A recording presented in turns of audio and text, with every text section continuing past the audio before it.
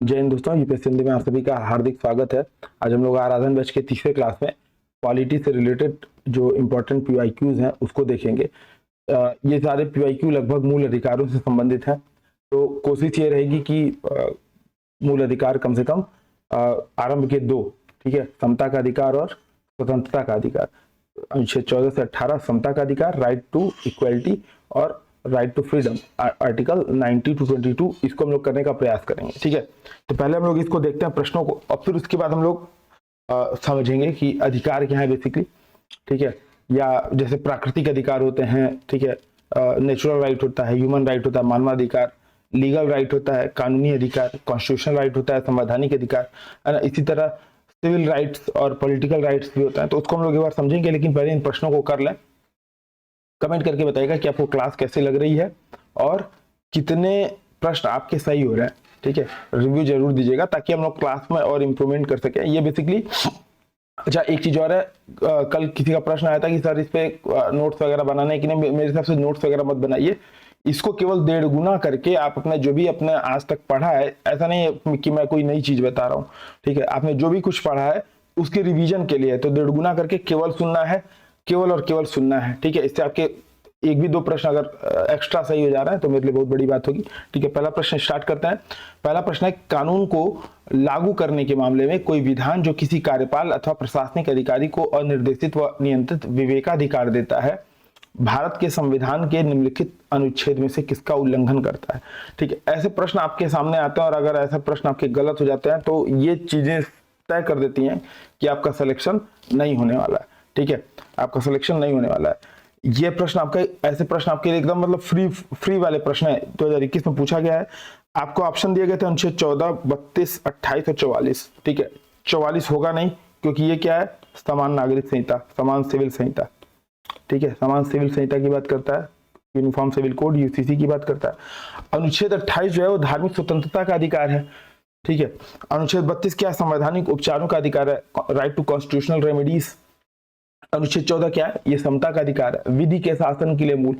ऊपर का स्टेटमेंट पढ़िए, कानून को लागू करने के मामले में अनियंत्रित और अनिर्देशित क्या नाम है, इनडायरेक्टिव और अनियंत्रित विवेकाधिकार देता है। ठीक है, विवेकाधिकार यहाँ पे प्रदान कर रहा है, तो ये अनियंत्रित, अब किसी व्यक्ति को अनिर्देशित व अनियंत्रित विवेकाधिकार मिल जाएगा। इसका मतलब क्या है कि वो विधि के शासन का पालन नहीं कर रहा है, विधि रूल ऑफ लॉ यहाँ पे फॉलो नहीं हो रही है। ठीक है, तो सही विकल्प इसका क्या हो जाएगा, अनुच्छेद 14। ठीक है, अनुच्छेद 14 यहाँ पे सही विकल्प हो जाएगा। ठीक है, तो विकल्प इसका ए सही उत्तर हो जाएगा। यानी कि संविधान के अनुच्छेद 14 क्या बोलता है, राज्य भारत के राज्य क्षेत्र में किसी व्यक्ति को विधि के समक्ष समता और विधियों के समान संरक्षण से वंचित नहीं करेगा। ठीक है, विधि के समक्ष समता, इक्वलिटी बिफोर द लॉ और विधियों का समान संरक्षण, ठीक है, equal protection of the law से वंचित नहीं करेगा। यानी कि विधि के शासन के लिए मूल है। अब किसी प्रशासनिक अधिकारी को अनिर्देशित और अनियंत्रित विवेकाधिकार मिल जा रहा है, यानी कि उसके लिए कानून और जो न्यायतंत्र है वो बराबर नहीं है, यानी कि रूल ऑफ लॉ, विधि के शासन का पालन नहीं हो रहा है। अतः कानून को लागू करने के मामले में कोई भी विधान किसी अधिकारी को अगर अनियंत्रित और अनिर्देशित विवेकाधिकार देता है तो वह अनुच्छेद 14 के तहत विधि के शासन का उल्लंघन करता है। तो विकल्प ए इसका सही उत्तर हो जाएगा। ये भी 2020 का प्रश्न है। निम्नलिखित मूल अधिकारों में किस संवर्ग में अस्पृश्यता के लिए के रूप में किए गए विभेदन के विरुद्ध संरक्षण समाविष्ट है। ठीक है, अभी हम लोग जब मूल अधिकार पढ़ेंगे तो मूल अधिकार में जब समता का अधिकार पढ़ेंगे तो समता का अधिकार जो है वो अनुच्छेद 17, ठीक है, शोषण के विरुद्ध, समता का अधिकार। ठीक है, अनुच्छेद 14 से 18। ठीक है, संवैधानिक उपचारों का अधिकार अनुच्छेद 32। ठीक है, और ये हो जाएगा 19 से 22, शोषण के विरुद्ध अधिकार 22 से 24। तो आपको ये पूरी याद होनी चाहिए। ठीक है, शोषण के विरुद्ध अधिकार अनुच्छेद 22 से 24। ठीक है, बेसिकली अनुच्छेद 23-24 है ये। ठीक है, 22-24 नहीं, अनुच्छेद 22 तो डिटेंशन वाला है। ठीक है, तो 23 और 24 दो है, 22 से 24 कैलकुलेशन में गलती हो गया। तो आपको पूरे आर्टिकल जो है मूल अधिकार वाले वो आपको उंगलियों पे याद होने चाहिए। कौन कौन से, समता का अधिकार, राइट टू इक्वलिटी, ठीक है, अनुच्छेद 14 से 18, स्वतंत्रता का अधिकार, राइट टू फ्रीडम, अनुच्छेद 19 से 22, शोषण के विरुद्ध अधिकार अनुच्छेद 23 से 24, धार्मिक स्वतंत्रता 25 से 28, सांस्कृतिक और शैक्षणिक 29-30 और संवैधानिक उपचारों का अधिकार अनुच्छेद 32। ठीक है, तो पूछ रहा है किस संवर्ग में अस्पृश्यता के रूप में विभेदन के विरुद्ध अधिकार प्राप्त है। अगर आपको मूल अधिकार ये जो मैंने बताया, अगर आपको इसका अंदरूनी पार्ट याद होगा तो समता के अधिकार, ठीक है, राइट टू इक्वलिटी, इसमें अनुच्छेद 17, ठीक है, यानी कि 14 से 18 के बीच अनुच्छेद 17 आता है और ये अनुच्छेद 17 क्या बताता है, अस्पृश्यता को समाप्त करता है। ठीक है, यानी कि संसद अस्पृश्यता को दंडनीय बनाती है अनुच्छेद 17 के अधीन। ठीक है, आर्टिकल 17 जो कि अनटचेबिलिटी को अबॉलिशन का प्रोविजन करता है। ठीक है, यानी कि आर्टिकल 17 इसके संदर्भ में संसद को ये पावर देता है कि पार्लियामेंट जो है कुछ लॉ बनाए जो कि अनटचेबिलिटी को रोके। तो इसके लिए संसद ने दो कानून बनाए हैं। ठीक है, हो सकता है इसमें प्रश्न में मतलब चर्चा में है तो प्रश्न पूछ सकता है। ठीक है, एक तो प्रोटेक्शन ऑफ सिविल राइट्स, ठीक है, protection of civil right, PCR आप इसको बोल सकते हो।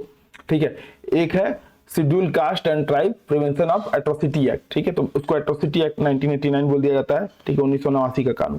तो ये दो कानून है आपके पास, प्रिंसिपल ऑफ सिविल राइट 1955, ठीक है, 1955 का सिविल अधिकार संरक्षण अधिनियम जो कि अस्पृश्यता अपराध अधिनियम था, पहले उसका नाम कुछ और था। तो protection of civil right, civil अधिकार संरक्षण अधिनियम, और 1989 का एट्रोसिटी एक्ट या अनुसूचित जाति और जनजाति अत्याचार निवारण अधिनियम 1989।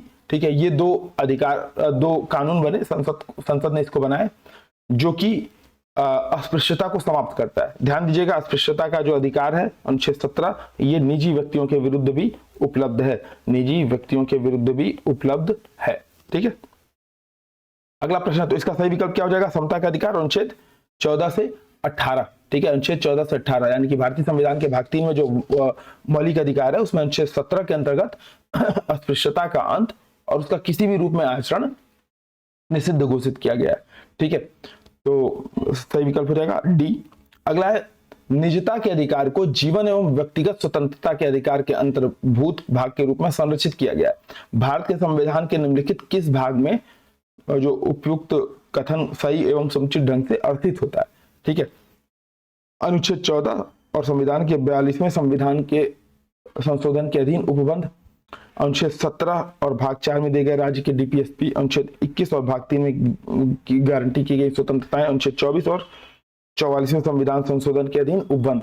ठीक है, अब देखिए इसमें बेस्ट पॉसिबल उत्तर आपको खोजने में, ये भी प्रश्न हलवा टाइप का, मतलब आपको फ्री नंबर आपको दिला रहा है। ठीक है, ध्यान दीजिएगा, जो प्राण एवं दैहिक स्वतंत्रता, protection of life and personal liberty, ठीक है, विधि द्वारा स्थापित प्रक्रिया के अधीन ही किसी व्यक्ति को उसके प्राण एवं दैहिक स्वतंत्रता से वंचित किया जाएगा, अन्यथा नहीं। ये अनुच्छेद 21 के अधीन है। ठीक है, अनुच्छेद 21, अगर आप अनुच्छेद 21 खोल करके देखेंगे, ठीक है, देखिए क्या लिखा है, प्राण एवं दैहिक स्वतंत्रता का संरक्षण, प्राण एवं दैहिक स्वतंत्रता का संरक्षण, इंग्लिश में भी दिखा दे रहा हूं।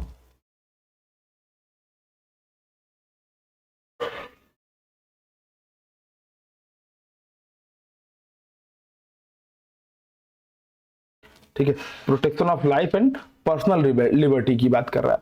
ठीक है, तो विधि द्वारा स्थापित प्रक्रिया से ही किसी व्यक्ति को उसके प्राण एवं दैहिक स्वतंत्रता से वंचित किया जाएगा, अन्यथा नहीं। ये कहाँ दिया गया है, अनुच्छेद 21। अनुच्छेद 21 कहाँ है, संविधान के भाग 3 में। तो बहुत ज्यादा इस पर सोचने विचारने की आवश्यकता नहीं है। ठीक है, इसका सही विकल्प क्या हो जाएगा, अनुच्छेद 21 संविधान के भाग 3, यानी कि अनुच्छेद 21 और भाग 3 में दी गई गारंटियों में जो उपयुक्त प्रश्न है उसका ये मतलब निजता के अधिकार और व्यक्तिगत स्वतंत्रता के अधिकार के अंतर्भूत भाग के बाय राइट टू फ्रीडम कहाँ है, अनुच्छेद 19 से 22। ठीक है, और भाग 3 में वो सारी मौलिक अधिकार की हम लोग को जो गारंटी है वो प्रदान की गई है। और आपने देखा होगा जो पुट्टास्वामीवाद था, तो अगस्त 2017 में पुट्टास्वामीवाद में 9 सदस्यीय संविधान पीठ ने भी बताया था कि राइट टू प्राइवेसी, ठीक है, राइट टू प्राइवेसी जब आधारवाद हुआ था तो वो बोला था कि निजता के अधिकार के अंतर्गत एक मौलिक अधिकार है। ठीक है, तो ये चीज आपको याद रखना है। एक चीज और है इससे रिलेटेड मैं बता दे रहा हूँ, आर्टिकल 21 मेनकावाद, इसमें प्रमुख मेनकावाद, ठीक है, 1978 मेनकावाद 1978 एक प्रमुख जजमेंट है। ठीक है, इसमें सुप्रीम कोर्ट ने क्या किया था, प्राण एवं दैहिक स्वतंत्रता आर्टिकल 21 को थोड़ा सा एक्सटेंशन दिया था।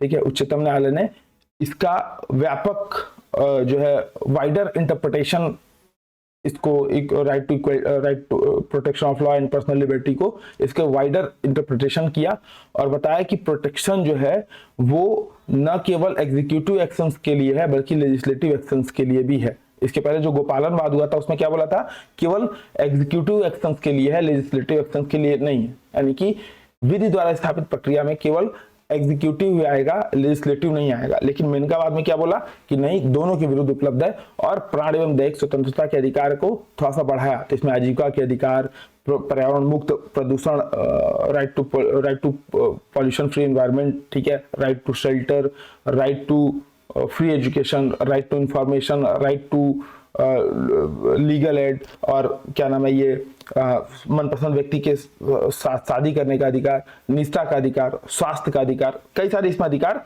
शामिल किए गए थे। ठीक है, तो मेनका बात 1978 याद रखिएगा। एक इसके पूर्व में 1950 में जो गोपालन केस हुआ था, गोपालनवाद, ठीक है, गोपालनवाद, तो हो सकता है प्रश्न पूछ दे, आर्टिकल 21 से रिलेटेड है। ठीक है, तो सही विकल्प इसका क्या हो जाएगा, अनुच्छेद 21 और भाग 3 में दी गई गारंटी की गई स्वतंत्रताएं। ठीक है, अगला प्रश्न है, भारत के संविधान का कौन सा अनुच्छेद अपने पसंद के व्यक्ति से विवाह करने के किसी व्यक्ति के अधिकार को संरक्षित करता है? अभी मैंने बताया था। ठीक है, बेसिकली शक्ति वाहिनी बराम यूनियन ऑफ इंडिया। ठीक है, ये 2019 में प्रश्न था, 2018 का केस था। शक्ति वाहिनी नाम का एक एनजीओ था versus union of India, union of India. इस केस में सुप्रीम कोर्ट ने क्या बोला? ठीक है, आपके पास ऑप्शन थे अनुच्छेद 19, 25, 21, 29। अभी मैंने बता दिया था, इसलिए इसको बहुत ज्यादा डिस्कस करने का मतलब नहीं है। तो भारत संविधान के अनुच्छेद 21 के तहत protection of life and personal liberty, supreme court ने शक्ति वाहिनी versus union of India case में जीवन साथी चुनने के अधिकार को मूल अधिकार माना और इसको अनुच्छेद 21 के अंतर्गत उसका इंटरप्रिटेशन किया। ठीक है, तो ये जो है right to life and personal liberty के अंतर्गत आता है। ठीक है, अनुच्छेद 21, इसका ऑप्शन क्या हो जाएगा, बी इसका सही माना जाएगा। ठीक है, फिर प्रश्न है, भारत संविधान के अनुच्छेद किस अनुच्छेद के अंतर्गत निष्ठा का अधिकार संरक्षित है? अभी चर्चा हुई थी, अनुच्छेद 21। ठीक है, आर्टिकल 21 के तहत ये सही विकल्प हो जाएगा, डिस्कस करने का कोई मतलब नहीं है। फिर है, भारत के संविधान में शोषण के विरुद्ध अधिकार द्वारा निम्नलिखित में से कौन कौन से परिकल्पित हैं? कौन कौन से शोषण के विरुद्ध अधिकार में शामिल है? ठीक है, शोषण के विरुद्ध अधिकार में कौन कौन से शामिल है, इसको आपको पूछा है। पहला ऑप्शन दिया है मानव देह का व्यापार और बधुआ बेगारी। ठीक है, बधुआ बेगारी, अस्पृश्यता, अल्पसंख्यकों के हितों की सुरक्षा और कारखानों और खदानों में नियोजन का निषेध। ठीक है, आप ध्यान दीजिएगा, ये सारे मूल अधिकार हैं। ठीक है, ये सारे मूल अधिकार हैं, जैसे सांस्कृतिक एवं शैक्षणिक अधिकार। ठीक है, ये अल्पसंख्यकों को दिए गए अनुच्छेद 29, 30 के तहत। ठीक है, 29 और 30। अस्पृश्यता का उन्मूलन, अभी हम लोगों ने देखा आर्टिकल 17। ठीक है, मानव देह का व्यापार और ये आर्टिकल 23 और 24 और ये 24। ठीक है, ये 23 है, 24। ठीक है, तो ये सारे हैं आपके शोषण के विरुद्ध अधिकार में। अब आपको बताना है कौन कौन से विकल्प इसके सही हो जाएंगे, तो आप आराम से इसको सही कर ले जाओगे। ठीक है, तो अस्पृश्यता होगा ही नहीं, आपको जो पता है अनुच्छेद 17 है ही नहीं। अब देखिए सारे विकल्प अनुच्छेद मतलब दूसरा ऑप्शन है, तो बी गया, डी गया, ए गया, सही विकल्प क्या हो जाएगा, सी। ठीक है, यानी कि अनुच्छेद क्या बोलते हैं, हाँ, अनुच्छेद 23 और 24। ठीक है, अनुच्छेद 23 और 24 के अंतर्गत भारतीय संविधान के भाग 3 अनुच्छेद 23 और 24 ये शोषण के विरुद्ध अधिकार प्रदान करता है। ठीक है, शोषण के विरुद्ध अधिकार, और इस अधिकार के अंतर्गत अनुच्छेद 23 जो मानव के दुर्व्यापार और बलाश्रम को निषेध करता है, वहीं कारखानों और खदानों में 14 वर्ष से कम के बच्चों को आप हैजार्डस वर्क में नहीं लगाएंगे। ये कहाँ पे है, तो अनुच्छेद 24 में। तो सही विकल्प इसका क्या हो जाएगा, 1 और 4, 1 और 4। ठीक है, तो 1 और 4 इसका सही उत्तर हो जाएगा। ठीक है, राइट अगेंस्ट एक्सप्लॉयटेशन। ठीक है, आर्टिकल 23 और 24। अगला प्रश्न है, भारत के संदर्भ में निम्नलिखित कथनों पर विचार कीजिए। ठीक है, पहला स्टेटमेंट है, जब एक कैदी पर्याप्त आधार प्रस्तुत करता है तो ऐसे कैदी को पैरोल मना नहीं किया जा सकता, क्योंकि वो उसके अधिकार का मामला बन जाता है। एक्सट्रीम स्टेटमेंट, कल मैंने क्या बताया था, जब भी एक्सट्रीम स्टेटमेंट हो, अधिकार का मामला कैसे बन जाएगा भाई, कोई एक कैदी है, उसको यानी कि दोषसिद्धि मिल चुकी है, ठीक है, अब दोषसिद्धि को अधिकार कैसे मिल सकता है? दोषसिद्धि का मतलब ही है कि उसके अधिकारों का क्या नाम है, उसके अधिकार ब्रीच किए जाएंगे, तोड़े जाएंगे, नुकसान होगा, है ना। कैदी को पैरोल पर छोड़ने के लिए राज्य सरकारों के अपने नियम है, ठीक है। तो पैरोल किसी कैदी को बेसिकली कोई जब उसको क्या बोलते हैं, कुछ पेनल्टीज मिलती है तो उसको निलंबित करके रिहा करने की एक प्रणाली है, यानी कि सामान्य कैदी के व्यवहार के आधार पर कुछ एक सशर्त अवधि, मतलब 10 दिन, 15 दिन, 1 महीना, 6 महीना, अब जितने अच्छे कैदी होंगे, जैसे आप अगर अजय देवगन ने, क्या नाम है उनका, संजय दत्त की तरह अगर आप बहुत अच्छे कैदी हैं तो आपको 6 महीने तक, मतलब 6 महीने पे आप रिलीज कर लिए जाएंगे, ठीक है। और आप विष्णु तिवारी की तरह अगर आप कैदी हैं तो आपको 7 साल मैक्सिमम सजा होना चाहिए, तो आपको 18 साल तक के लिए जेल में बंद कर दिया जाएगा। तो चलता है, वो सिस्टम है। खैर, तो जब कैदी पर्याप्त आधार प्रस्तुत करता है तब भी कैदी को पैरोल के लिए मना किया जा सकता है, क्योंकि अधिकार का मामला कतई नहीं है, एक्सट्रीम स्टेटमेंट है, गलत हो जाएगा। राज्य सरकारों के अपने नियम है, तो बिल्कुल ठीक है। जो सीआरपीसी है, जो आईपीसी है, इसके संदर्भ में राज्य सरकार खुद के नियम बना सकती है। तो पैरोल के संदर्भ में राज्य सरकार के खुद के नियम होते हैं, ठीक है। कारागार और उसके निरुद्ध जो व्यक्ति हैं वो संविधान की 7वीं सूची में राज्य सूची का विषय है, और राज्य सरकार कारागार अधिनियम के तहत कैदी को पैरोल पर छोड़ने के लिए अपने नियम बनाती है। महाराष्ट्र में जो नियम है वो उत्तर प्रदेश में लागू नहीं है, ठीक है। जेल अधिकारी जो इस मामले में प्रमुख अधिकारी होता है वो राज्य सरकार को अपना रिपोर्ट देगा, और उस रिपोर्ट के आधार पे एक मतलब जिले में जो जेल का जो प्रभारी अधिकारी होता है वो कुछ मानवीय आधारों पर निर्णय ले लेता है, ठीक है। जेल एसपी ऐसे करके कुछ पोस्ट होता है, ठीक है। कहने का कुल मतलब है राज्य सरकारों के अपने नियम है। सही हो जाएगा विकल्प बी। कौन कौन से सही हैं, ठीक है। ध्यान दीजिएगा, टेस्ट सीरीज में जब हम लोग मेंटरशिप की क्लास ले रहे थे तो बार बार ये चीजें सामने आ रही थी, कौन कौन से सही हैं। ये स्टेटमेंट नहीं पढ़ने पर भी उत्तर गलत हो जा रहा है, ठीक है। तो अगर पढ़ा हुआ क्वेश्चन गलत हो जाए तो इससे बड़ा, मतलब आता हुआ क्वेश्चन गलत हो जाए तो इससे ज्यादा ब्लंडर की तो कोई बात ही नहीं है, ठीक है। अगला प्रश्न, भारत में संपत्ति के अधिकार की क्या स्थिति है, ठीक है। ऑप्शन है विधिक अधिकार है जो केवल नागरिकों को प्राप्त है, विधिक अधिकार है जो किसी भी व्यक्ति को प्राप्त है, मूल अधिकार है जो केवल नागरिकों को प्राप्त है, न मूल अधिकार है न ही विधिक अधिकार है। अब देखिए कल मैंने क्या बताया था, कुछ नहीं आया तो केवल वाला काट दीजिए, ठीक है। केवल वाला काटेंगे तो केवल आया काट दीजिए, केवल आया काट दीजिए, ठीक है। अब क्या दे रहा है, विधिक अधिकार है जो किसी भी व्यक्ति को प्राप्त है, और न तो मूल अधिकार है न ही विधिक अधिकार है। तो ध्यान दीजिएगा, पहले ये संपत्ति के अधिकार मूल अधिकार के अंतर्गत था। पहले 7 मूल अधिकार थे। मूल रूप से संविधान द्वारा 7 प्रकार के मूल अधिकार प्रदान किए गए थे। 44वें संविधान संशोधन अधिनियम 1978 द्वारा संपत्ति के अधिकार को अनुच्छेद 300A, 300 क या 300A के तहत एक संवैधानिक या विधिक अधिकार बना दिया गया, ठीक है। संविधान के भाग 12 में एक संवैधानिक अधिकार बना दिया गया, ठीक है। तो originally the constitution provide the 7 types of fundamental rights, ठीक है। लेकिन जो राइट ऑफ प्रॉपर्टी है ये 44th अमेंडमेंट एक्ट 1978 के माध्यम से फंडामेंटल राइट्स में से डिलीट कर दिया गया था, और अब क्या है, ये लीगल और कॉन्स्टिट्यूशनल राइट है, ठीक है। तो ध्यान दीजिएगा, यह एक विधिक अधिकार है जो किसी भी व्यक्ति को प्राप्त है, चाहे वो व्यक्ति का मतलब कोई कानूनी संस्था भी हो सकती है, कोई कंपनी हो सकती है कंपनी लॉ के थ्रू, या कोई व्यक्ति हो सकता है सामान्य जीवित व्यक्ति, ठीक है। तो विधिक अधिकार है, तो सही विकल्प इसका हो जाएगा बी, यानी कि 44वें संविधान संशोधन 1978 को याद रखना है। भाग 12 में ये 300 क के अंतर्गत एक संवैधानिक अधिकार है। तो ध्यान दीजिएगा, अगर यहाँ पे संवैधानिक अधिकार आता है और विधिक अधिकार, अगर मान लीजिए ऑप्शन 4 आ जाए, संवैधानिक अधिकार, विधिक अधिकार, मूल अधिकार, उपरोक्त में से कोई नहीं, तो सही विकल्प क्या हो जाएगा, संवैधानिक अधिकार। दूसरे नंबर पे विधिक अधिकार, ठीक है, मूल अधिकार तो है ही नहीं। अगर आता है ऑप्शन संवैधानिक और विधिक दोनों चुनने का, कॉन्स्टिट्यूशनल और लीगल, तो कॉन्स्टिट्यूशनल और लीगल दोनों होगा, ठीक है। तो विधिक अधिकार की क्या, संपत्ति के अधिकार की क्या स्थिति है वर्तमान में, तो यह एक विधिक अधिकार है जो किसी भी व्यक्ति को प्राप्त है। भारत के संदर्भ में निम्नलिखित में से कौन सा अधिकारों और कर्तव्यों के बीच सही संबंध है, ठीक है।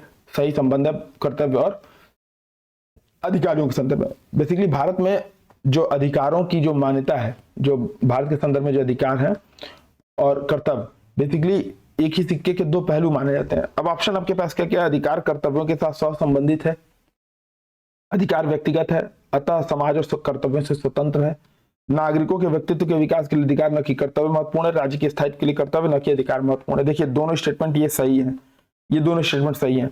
ये स्टेटमेंट तो हो ही नहीं सकता, क्यों? क्या बोला? अधिकार व्यक्तिगत है, अतः समाज और कर्तव्यों से स्वतंत्र है। अगर व्यक्ति समाज और कर्तव्यों से स्वतंत्र हो जाएगा और अपने अधिकारों का उपयोग करने लगेगा तो दूसरों के अधिकार रुक जाएंगे। ठीक है, आपके अधिकार वहीं पे खत्म हो जाते हैं जहां से मेरी नाक शुरू होती है। कहने का कुल मतलब यह है कि अगर आप अपने अधिकार में एकदम एब्सोल्यूट हो जाएंगे अधिकार पाने के लिए, तो आप कुछ भी करेंगे, आप हो सकता है मेरा खून कर दें, लेकिन आपके अधिकार वहीं तक सीमित है जहां तक मेरे अधिकार शुरू होते हैं। तो आप मेरा खून नहीं कर सकते उन अधिकारों को लाभ उठाने के तौर पे। यानी कि जो बी स्टेटमेंट है ये तो कतई नहीं हो सकता, बी स्टेटमेंट कतई नहीं हो सकता। अब नागरिकों के व्यक्तित्व के विकास के लिए अधिकार आवश्यक है, जाहिर सी बात है, कर्तव्य महत्वपूर्ण नहीं है, लेकिन अधिकार, अगर अधिकार मिलेगा नागरिक के व्यक्तित्व का सही से विकास हो पाएगा। लेकिन राज्य के लिए क्या आवश्यक है? कर्तव्य। राज्य चाहेगा कि भाई जो भी कर्तव्य है आपको 51 क के तहत आपको मिला है, आप उसको करिए। राज्य पे अधिकार क्या होता है? जो फंडामेंटल राइट है वो राज्य के ऊपर नीति मतलब निर्बंधन उसको राज्य को रोकते हैं गलत काम करने से। तो दोनों स्टेटमेंट सही है, लेकिन सही संबंध क्या बता रहा है? एक ही सिक्के के दो पहलू। भारत के संदर्भ में अधिकार और कर्तव्य एक ही सिक्के के दो पहलू हैं। ठीक है, यानी कि मानवीय व्यक्तित्व के विकास के लिए अधिकार महत्वपूर्ण है, क्योंकि ये किसी भी व्यक्ति को अपने स्पेस में काम करने के लिए पर्याप्त क्षेत्र उपलब्ध कराते हैं और आत्म विकास में सहायता करते हैं। लेकिन जो कर्तव्य है अगर वो नहीं रहेगा तो राज्य मतलब अब सोचिए, लोग कूड़ा डस्टबिन में फेंकना एक अच्छे नागरिक का कर्तव्य है, अगर ये नहीं रहेगा तो लोग क्या करेंगे? देश को ही गंदा कर देंगे। तो एक व्यक्ति के पास अधिकार है तो उसको अच्छे कार्य करने चाहिए, अच्छे कार्य में मतलब कूड़ा उठा के डस्टबिन में ही फेंकने चाहिए। एक तरह से ऐसे समझिए कि व्यक्ति के अधिकार समाज पर उसके दावे हैं। ठीक है, और जब वो कर्तव्य करता है, जब कूड़ा उठा के डस्टबिन में फेंकता है तो बताता है कि हाँ वो इस समाज का एक नागरिक है। तो अधिकार और कर्तव्य एक दूसरे के साथ सहसंबंधित हैं, एक ही सिक्के के दो पहलू के तौर पे सामने आता है। तो सही विकल्प ए सही हो जाएगा। ठीक है, आज का लास्ट प्रश्न है, निम्नलिखित कथनों पर विचार कीजिए। भारत के संविधान के संदर्भ में राज्य के नीति निर्देशक तत्व। पहला स्टेटमेंट है विधायिका के कृत्यों पर निर्बंधन है, कार्यपालिका के कृत्यों पर निर्बंधन है। अब आप बताइए, प्रश्न आपको साथ ही है कि क्या मैं स्टेटमेंट दे रहा हूं ये इन्फोर्सेबल है? क्या इसको आप लीगल राइट्स के तौर पे यूज कर सकते हैं? डीपीएसपी? ठीक है, नहीं। ध्यान दीजिए, देखिए डीपीएसपी जो है आप लीगल राइट के तौर पे यूज नहीं कर सकते। क्या बोल रहा है डीपीएसपी के संदर्भ में? इस भाग, ठीक है, भाग 4 के अंतर्गत है। भाग 4 राज्य के नीति निर्देशक तत्व इस भाग के किसी उपबंध न्यायालय द्वारा प्रवर्तनीय नहीं होंगे।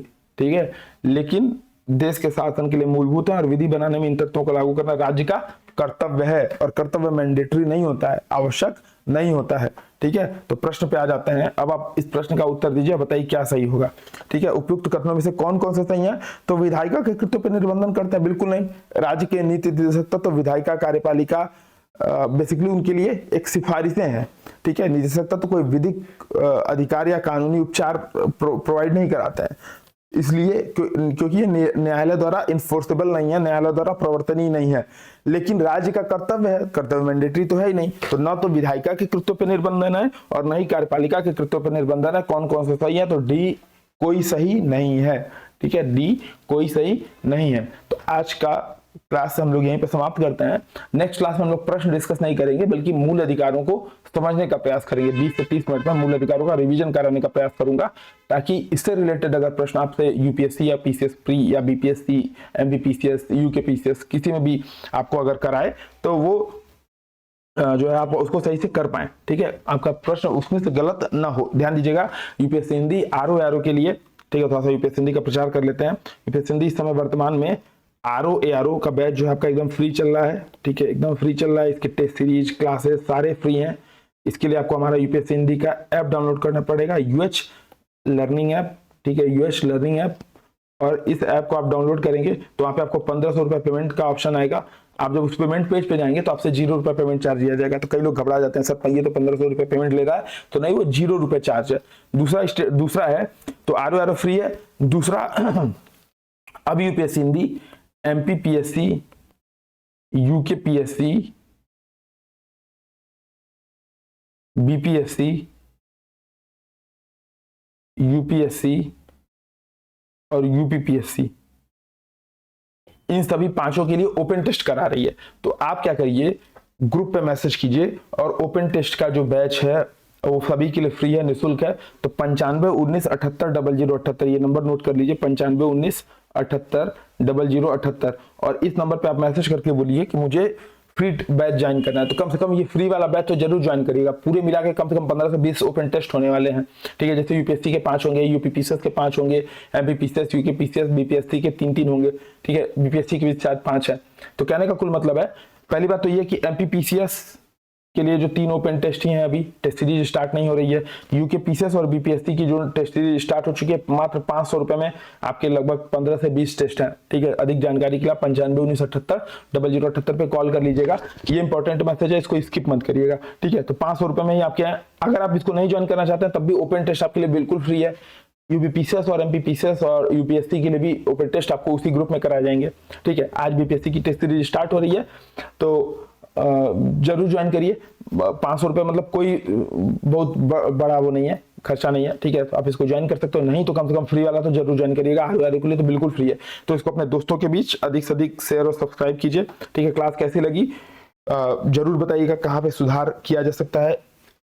इसके लिए भी आपसे मतलब जो भी आपका फीडबैक है वो जरूर दीजिएगा। मिलते हैं तब तक नेक्स्ट क्लास में, तब तक के लिए जय हिंद, जय श्री राम।